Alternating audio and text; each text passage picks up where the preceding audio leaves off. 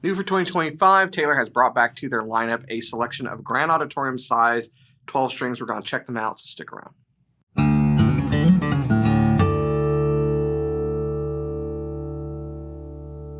Hey, you're watching Alamo Music TV. My name's Chris McKee.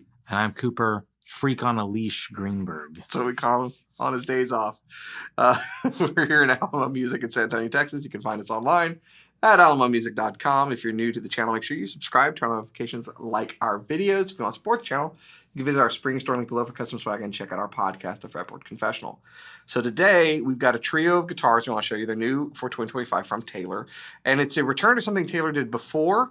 Back, I think about 20 years ago, they first brought out these Grand Auditorium sized 12 strings. It's kind of, and we'll get into it, like the perfect melding of body shape, size, like the Grand Auditorium usually is. Mm-hmm. This time, they've been brought out with B-class treatments. And we've got three to show you. I've got the 454 CE, 354 CE, 354, and not to be left out, the Grand Pupa, the 854 CE. Pretty cool.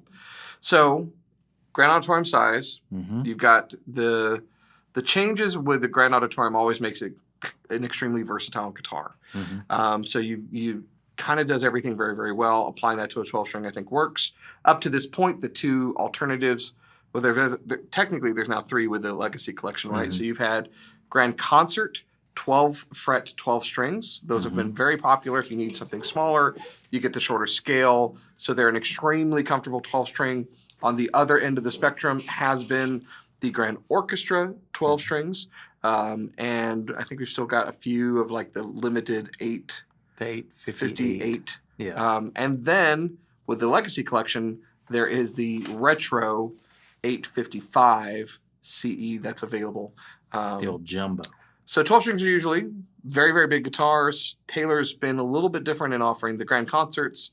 But these are also something that most companies don't offer. I think generally we either see a 12-string in a jumbo or a dreadnought. Yeah. So it's nice to have these very, very comfortable, versatile versions. Yeah, I think it makes sense with the jumbo and the dreadnought kind of thing. I mean, in other manufacturers, you got the J45 12-string, you got the Guild, the 512, stuff like that, the big cats.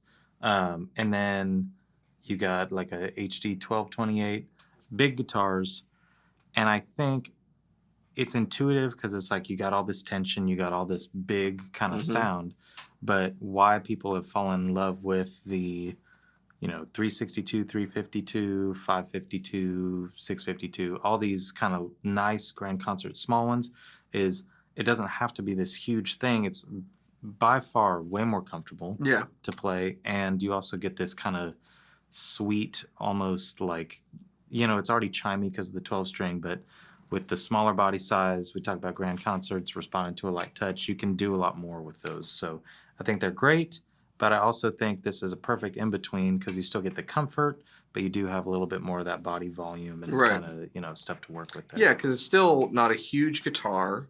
It's growing a little bit in body size and depth from where you are in a Grand Concert.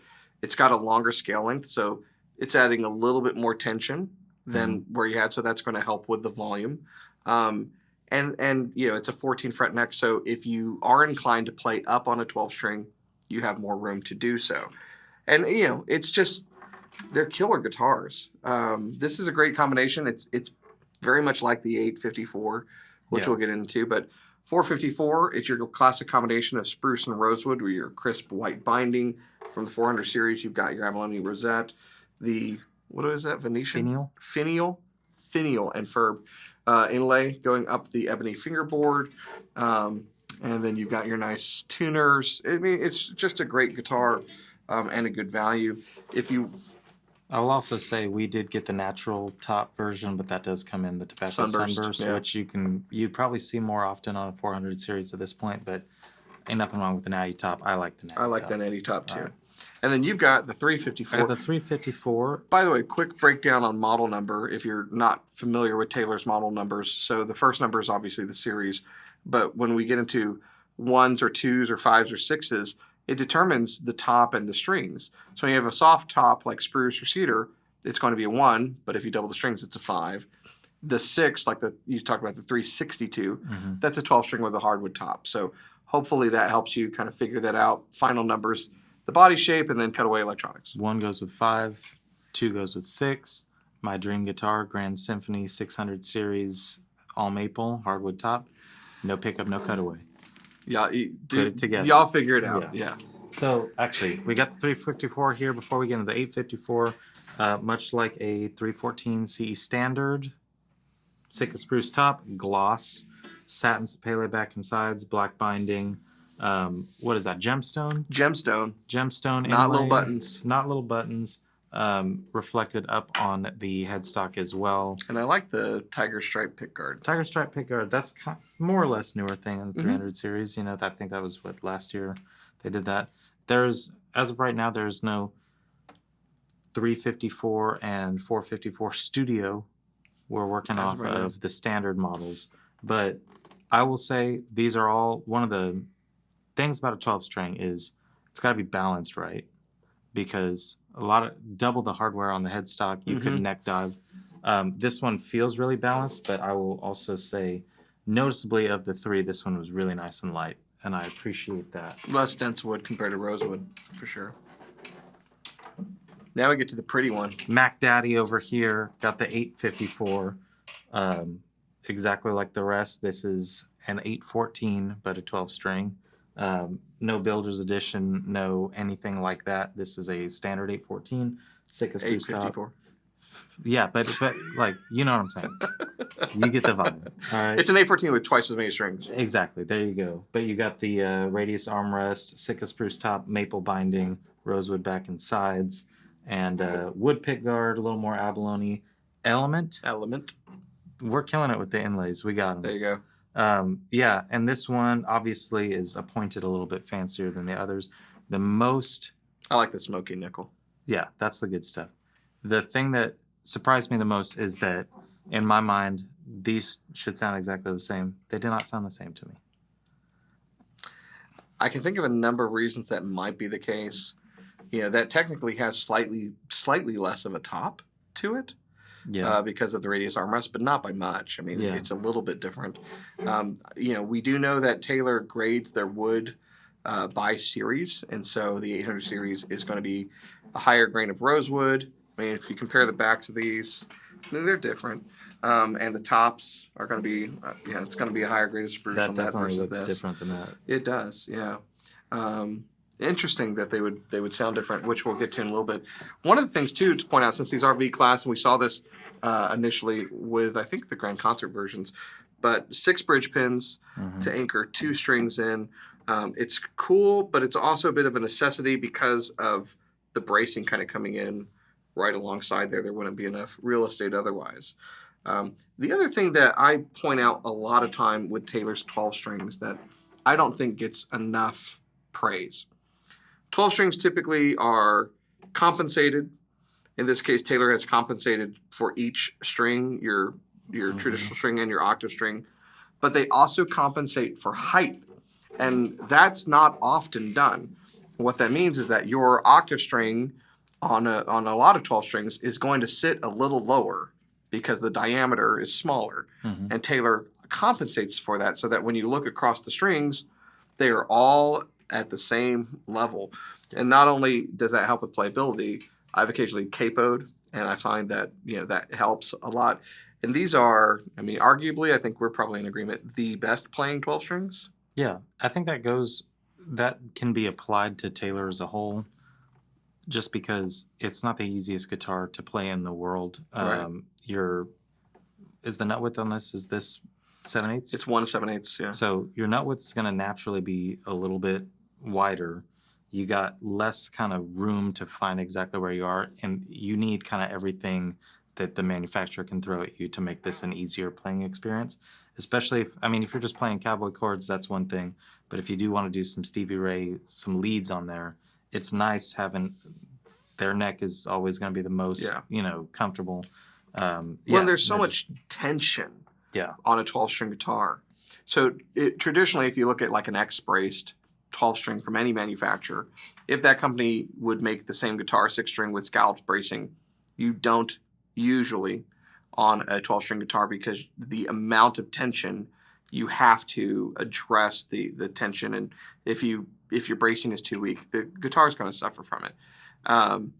I think part of the benefit of a V-class brace with this type of instrument is that tension is held in check by the fact that there's enough rigidity in line with the strings that it's really not a problem at all. In fact, when they did that, was it the Doce Doble, where it's literally the same, there's not an octave, so it's really even more tension. It's fine. The bracing can handle that.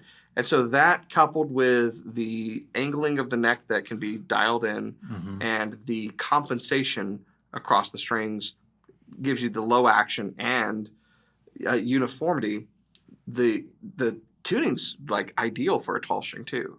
12-string tuning is usually so bad that Nashville tuning was invented to deal with it, where you would double track 2 guitars, 1 strung high, just so that you wouldn't have to deal with a 12-string in the studio. Then I just, with these, it's like that's not even necessary. And these are all out of the box, out of the case for the first time today. They went straight from the warehouse into the studio, tune them up one time, all good. No slipping. What's the old phrase on a 12-string? How long does it take to tune a 12-string? Nobody knows. Well, there's that, and then there's also, I've heard, get a 12-string, you'll spend half the time tuning it and the other half playing out of tune. There you go. Not with these. All right, you're good to go on these. But get ready to hear the same exact thing played 3 times on these guitars so you can truly hear the difference. I think you will. Don't get bored. Take a listen.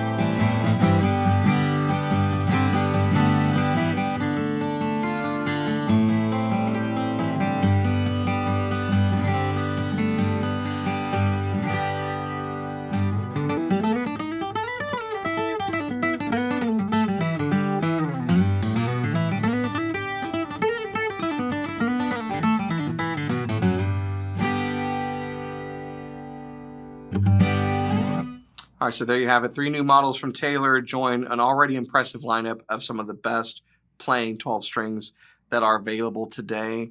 And each one of these is different, even surprisingly so between these two. Mm-hmm. I think we're both in agreement that this is a great sounding guitar, and this is like more.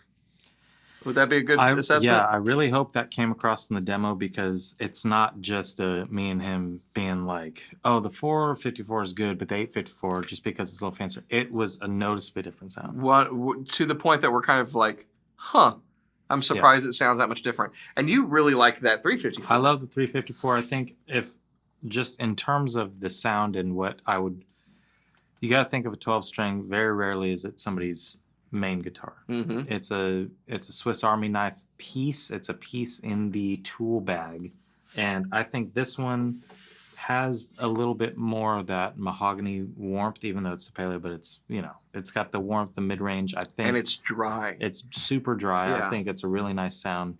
I will say that I feel like Taylor's catching up here, because they had the 254 and the 264. You can get a GA made in Mexico, but it's not going to have V-class bracing. It's not going to be all solid wood. And I think those are great guitars.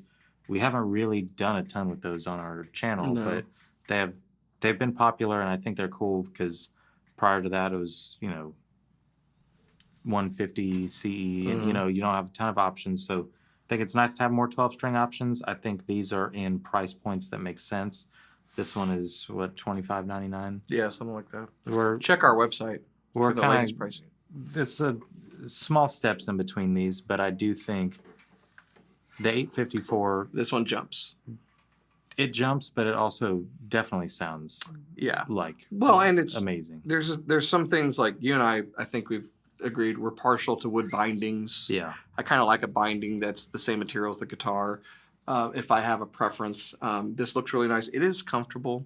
You know, the radius armrest, just like the beveled armrest, is very, very nice. It has the looks. I think, you know, what we were talking about with the 354 versus these two, that dry mahogany-esque tone that you get from Sapele really helps with because you have such brightness on a 12-string, and you don't have a lot of overtones with Sapele like you do with Rosewood. And so there's a nice pairing from that standpoint, where it's note fundamental and it's a warmth that's there. It's a little brighter than mahogany, but there's a warmth in the mid-range that's there, and that's very complementary. And I think particularly if you are playing with some other people. Now, if you are using a 12-string as kind of the only guitar, then on the other side of the coin, these two Rosewood guitars that have that, you know, smile EQ and have the overtones and that richness becomes much more, you know, with all strings in tune on a 12-string. And this really just sounds like more of that guitar in a surprising way. So all very good, all equally easy to play, which is the big takeaway. They're just dialed in. The playability and the intonation are going to be your most important things looking at a 12-string. So these are great options. If you want more information about these guitars or anything else from Taylor Guitars, we are one of the premier Taylor dealers in the country. You can find it all out at our website, which is alamomusic.com. And oh no, that's okay. They just can't hear you. They're listening to the guitar right now. So alamomusic.com, and you can check out the specifications, the photography we do. But you can also chat with us on the website. I mean, reach out with any questions that you have. We can help you find the right guitar, the right 12-string, 6-string, 9-string, 8-string baritone, whatever to suit your needs. And if you're new to the channel, Cooper's going to tell you what to do. You're going to want to subscribe to the channel and then turning notifications on, because there are still things, these were announced at NAMM, but these just came in. There's still more and more things that are brand new that will be coming throughout the year. So you want to be the first to know. Share it with your friends. Comment on the videos. Tell us if you think we're lying that the 854 sounds better than 454. And like them. There you go. Thanks so much for watching. We'll see you next time.